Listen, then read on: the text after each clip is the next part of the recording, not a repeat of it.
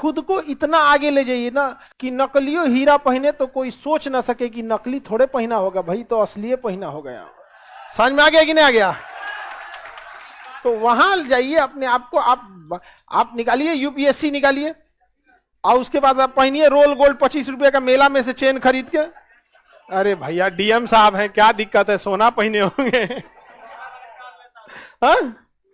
तो आप लोग बढ़िया ऐसा बनिए, दूसरी चीजों से अपनी तारीफ ना करें, ना ही अपनी वैल्यू दूसरे चीजों से ना बढ़ाएं, बल्कि खुद को इतना काबिल बनाएं कि आप जिस चीज को धारण करें उसकी वैल्यू बढ़ जाए।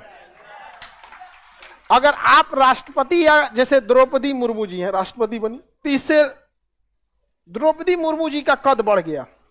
लेकिन जब एपीजे अब्दुल कलाम राष्ट्रपति बने थे तो राष्ट्रपति पद की अहमियत बढ़ गई थी। वहां पर वो राष्ट्रपति पद पर जरूर बैठे थे, लेकिन उनकी व्यक्तिगत जो महत्व था राष्ट्रपति से भी ऊपर था। तो ऐसा होना चाहिए इंसान। अब लेकिन अब क्या कीजिएगा, हीरा सोना ये सब का बहुत वो दौर चल गया। महिला लोगों को इसमें ज्यादा इंटरेस्ट रहता है, पुरुष को फुर्सतों नहीं रहता, वो कान में कौन चीज पहन ले है, इतना फुर्सत रहता है। महिला ही महिला का ज्यादा ध्यान देती है। अरे तो उनके सदिया में यही कपड़वा पहनी थी। तो ये पहले के जमाने की औरतों का ये सब था, क्योंकि ना पहले जमाने में औरतों को किसी ने पढ़ने दिया नहीं, तो वही 4 कमरे के मकान में रह के इधर से उधर। आप खुद सोचिए, अपनी हालत सोचिए, जब कोरोना में लॉकडाउन लगा था, घरे में रहते थे, तो आपकी हालत कैसे हो गई थी? सोचिए, जो महिलाएं पढ़ी नहीं ना, वो जिंदगी भर से लॉकडाउन में है।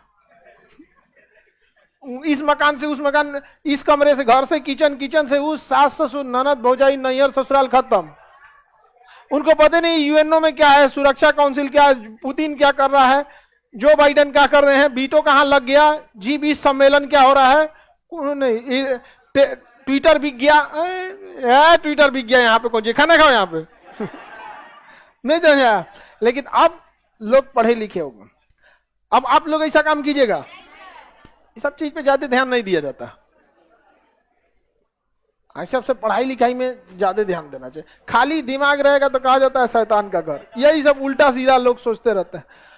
बाहर निकलना भी बहुत जरूरी रहता है। तो हीरा वगैरह का डिमांड लोग इतना करते हैं कि उसका रेट क्या हो जाता है, बढ़ जाता है। अब कोई सोना का डिमांडे ना करे तो उसका रेट बढ़ेगा। हमारा सोना पहनना ही नहीं है, उससे कितना सस्ता हो जाए।